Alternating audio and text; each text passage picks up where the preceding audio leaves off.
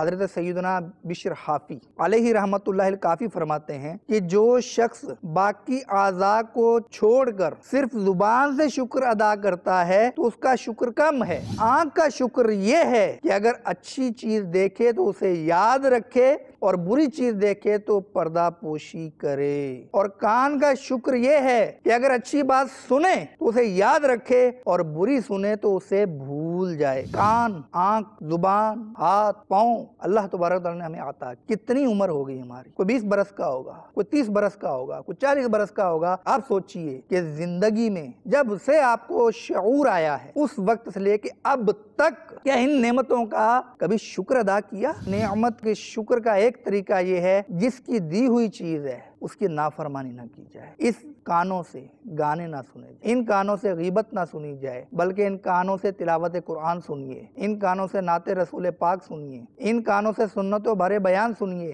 دیکھیے سلسلہ اللہ عز و جل کی نعمتیں بروز اتوار مدینہ منورہ میں رات 10:30 بجے، پاکستان میں رات 12:30 بجے، مدنی چینل پر۔ صلو علی الحبیب صلی اللہ تعالی علی محمد۔ مجھے اپنی اور ساری دنیا کے لوگوں کی اصلاح کی کوشش کرنی ہے انشاءاللہ۔